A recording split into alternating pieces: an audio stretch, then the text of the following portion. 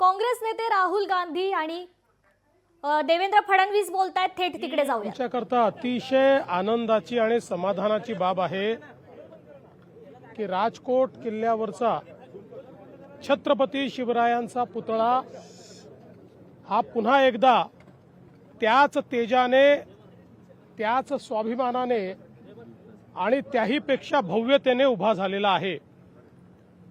मागच्या काळामध्ये ज्यावेळी या ठिकाणी दुर्दैवी घटना झाली होती त्यावेळी आमच्या सरकारने निर्धार केला होता की विक्रमी वेळेमध्ये हा पुतळा या ठिकाणी पुन्हा आम्ही प्रस्थापित करू आणि अक्षरशः विक्रमी वेळेत हा पुतळा या ठिकाणी प्रस्थापित झालेला आहे आणि आज त्याचं पूजन आम्ही केलेलं आहे।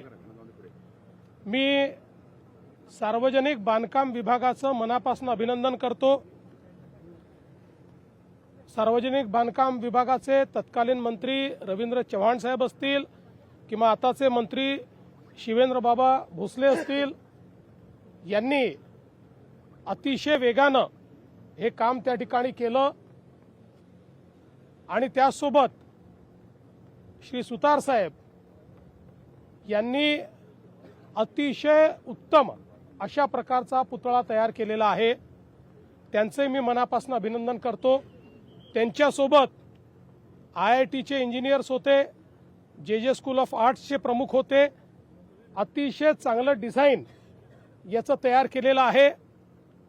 आपल्याकडे कोकणामध्ये वेगवेगळ्या प्रकारचे जे काही तुफान या ठिकाणी येतात, तोक्ते वादळ असेल, फयान वादळ असेल किंवा इतर जे काही वादळं या ठिकाणी आली, त्या सगळ्यांच्या इंटेन्सिटीचा अभ्यास करून त्याहीपेक्षा जास्त इंटेन्सिटीने वारा आला किंवा त्यापेक्षा जास्त तुफान आला तरी हा पुतळा त्या ठिकाणी राहू शकेल अशा प्रकारची याची रचना करण्यात आलेली आहे। जवळपास 91 फुटाचा हा पुतळा आहे, ज्याच्यामध्ये 10 फुटाचं पेडेस्ट्रल आहे आणि आताच शिवेंद्रराजे मला सांगत होते की बहुधा देशातला महाराजांचा सर्वात उंच पुतळा म्हणून देखील याच्याकडे आपल्याला पाहता येईल अशा प्रकारची याची रचना करण्यात आलेली आहे। याची रचना करताना किमान 100 वर्ष हा पुतळा कुठल्याही प्रकारच्या वातावरणामध्ये टिकेल अशा प्रकारची याची रचना करण्यात आलेली आहे। 10 वर्ष ज्यांनी पुतळा तयार केला आहे त्यांच्याचकडे याचं मेंटेनन्स देखील देण्यात आलेलं आहे, त्यांच्यावर जबाबदारी टाकली आहे, त्याची गॅरंटी पण त्यांनी घेतलेली आहे। त्यामुळे जी काही दुर्दैवी घटना मागच्या काळात झाली होती आणि आपल्या लक्षात असेल त्यानंतर मुख्यमंत्री एकनाथराव शिंदेजी, मी आणि अजितदादा आम्ही हा निर्धार केला होता की कुठल्याही परिस्थितीत या ठिकाणी महाराजांना साजेश अशा प्रकारचं एक स्मारक, त्यांचा पुतळा हा तयार होईल। तो आज तयार झालेला आहे। यासोबत इथला जो आसपासचा परिसर आहे या परिसरालाही एक्वायर करून त्या ठिकाणी चांगल्या प्रकारे व्यवस्था आम्ही उभ्या करणार आहोत, जेणेकरून आलेल्या लोकांना एक एक्सपिरियन्स, छत्रपती शिवरायांच्या स्वराज्याचा एक एक्सपिरियन्स या ठिकाणी मिळावा आणि त्यासोबत जे पर्यटक येतात त्यांना याची भव्यता पाहता यावी अशा दृष्टीनं आसपासचा जो परिसर आहे तो परिसर योग्य प्रकारे त्या ठिकाणी विकसित केला जाणार आहे। त्याचंही काम लवकरच आम्ही करू। हा सगळा परिसर पर्यटकांना भुरळ पाडणारा आहे, त्यामुळे शिवसृष्टी वगैरे असं काही उभं केलं जाणार आहे का? तशी काही संकल्पना आहे का? असं आहे की तशाच संकल्पनेवर फक्त आता इथे जेवढी जागा आम्हाला उपलब्ध होऊ शकेल, कारण शेवटी साईज ऑफ द लँड म्हणजे जागेची आराजी ही पण अत्यंत महत्त्वाची आहे। आपण पाहू शकतो जी जागा बाजूला आहे ती आता त्या ठिकाणी आम्ही एक्वायर करणार आहोत। नितेश राणेंनी त्या संदर्भात बोलणी देखील केलेली आहे, ते पण जे आहेत ते द्यायला तयार आहेत। त्याच्यामुळे ती जागा देखील आपण लवकरच एक्वायर करू।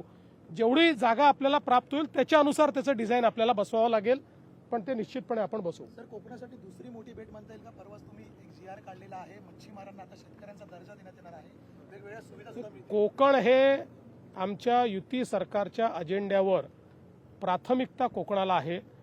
आपण बघितलं असेल 14 ते 19 असो किंवा शिंदे साहेबांच्या मुख्यमंत्रीपदाच्या काळात असो, कोकणाला झुकतं माप देण्याचं काम हे मागील 2.5-3 वर्षातही आम्ही केलेलं आहे आणि यापुढेही आमच्या सरकारची भूमिका हीच असेल की कोकणाला जास्तीत जास्त जे देता येईल ते देण्याचा प्रयत्न करू आणि विशेषतः पर्यटनाच्या दृष्टीनं जेवढा अधिकाधिक विकास करता येईल तो करण्याचा आमचा प्रयत्न आहे. सर, सुरक्षेचा सुद्धा तुम्ही आढावा घेतलेला आहे एकंदरीत कशा प्रकारे?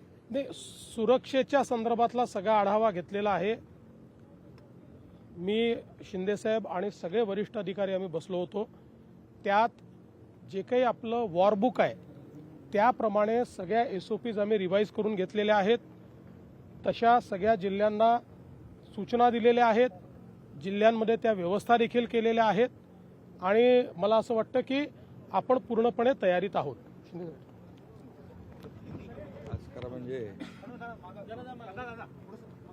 आजचा दिवस आमच्या सगळ्यांच्याच दृष्टीने एक आनंदाचा आणि अभिमान आणि स्वाभिमानाचा आहे. खरं म्हणजे इथे छत्रपती शिवाजी महाराजांचा अश्वारूढ पुतळा, आपला उभा पुतळा जो आहे, एक स्वाभिमान आणि दैदिप्यमान असं शौर्याचं प्रतीक या ठिकाणी शिवाजी महाराजांचा उभं राहिलेलं आहे. खरं म्हणजे दुर्घटना झाल्यानंतर त्या दिवशी आपण त्याच दिवशी निर्णय घेतला आणि होता तसाच उभा, हातात शमशेर असलेला पुतळा उभा करायचा आणि आम्ही तात्काळ आमचे सुतार आहे तिकडे, राम सुतार यांना तात्काळ फोन केला आणि त्यांनी देखील तात्काळ सांगितलं अगदी रेकॉर्ड टाईममध्ये हा पुतळा आम्ही उभा करू. आणि खऱ्या अर्थाने आज पाहतोय की भव्य दिव्य असा छत्रपती शिवाजी महाराजांचा पुतळा उभा झालेला आहे आणि खऱ्या अर्थाने इथं छत्रपती शिवप्रभूंच्या पदस्पर्शाने पावन झालेली भूमी आहे आणि इथे शिवाजी महाराजांच्या पावलांनी या ठिकाणी ही इकडचे सगळा निसर्ग, इकडचं सगळंच पावन झालेलं आहे आणि अशा ठिकाणी हा पुतळा उभा राहिलेला आहे. खरं म्हणजे इथं येणारा प्रत्येकजण सिंधुदुर्गातला असेल, महाराष्ट्रातला असेल, इथं आल्यानंतर त्याला प्रेरणा, ऊर्जा मिळाल्याशिवाय राहणार नाही आणि म्हणून हे महाराष्ट्राचं आणि तमाम शिवभक्तांचं एक स्वाभिमानाचं आणि शौर्याचं प्रतीक इथं उभं केलेलं आहे. आणि जसं मुख्यमंत्री म्हणाले की या ठिकाणी हा छत्रपती शिवाजी महाराजांचा पुतळा अगदी वेळेत उभा राहिला पाहिजे आणि तो वेळेत उभा करण्याचं काम खरं म्हणजे शिल्पकार राम सुतार यांचं मोठं योगदान आहे त्याच्यामध्ये. आणि त्याचबरोबर आपलं सार्वजनिक बांधकाम विभाग आहे, त्यांनी देखील खूप याच्यामध्ये मेहनत घेतली. तेव्हा रवींद्र चव्हाण होते, आता शिवेंद्र बाबा आहेत आणि PWDच्या सर्व अधिकाऱ्यांनी देखील यामध्ये खूप मेहनत, सचिव मला वाटतं त्या आपल्या मनीषा म्हैसकर होत्या, त्यांची कमिटी केली होती आणि त्या कमिटीमध्ये तात्काळ आम्ही निर्णय घेतला, आम्ही बसून तिघांनी पण, आणि या पुतळ्याचं काम सुरू झालं आणि आज असा भव्य दिव्य पुतळा इथे उभा आहे आणि समोर आपला राजकोट किल्ला आहे, सिंधुदुर्गाचा किल्ला आणि समोर समुद्र आहे आणि तलवार पण त्यांच्या हातात आहे, शमशेर 29 फुटाची. त्यामुळे आता खऱ्या अर्थाने इकडून कोणाची इकडे बघण्याची हिंमत होणार नाही. आणि ह्या अगोदरच्या पुतळ्याचं उद्घाटनाला आदरणीय प्रधानमंत्री मोदीजी होते. आज ते इथं नाहीत, आम्ही आरती करायला आलो आहे आणि पूजन करायला आलो आहे, पण ते तिकडे देशाचं रक्षण करणाऱ्या जवानांच्या पाठीशी खंबीरपणे उभा आहेत. ते पण एक प्रकारचं शिवकार्यच करतायत. आणि म्हणून मी आज ज्यांनी यामध्ये सहभाग घेतलेला आहे, योगदान दिलेलं आहे, त्या सगळ्यांचं मनापासून मी अभिनंदन करतो. आणि एक शौर्याचं, स्वाभिमानाचं प्रतीक, प्रेरणेचं प्रतीक या ठिकाणी उभं राहिलं आहे. ते खऱ्या अर्थाने मोठं एक इथलं पर्यटकांसाठी आणि शिवभक्तांसाठी एक आदराचं स्मारक ठरेल.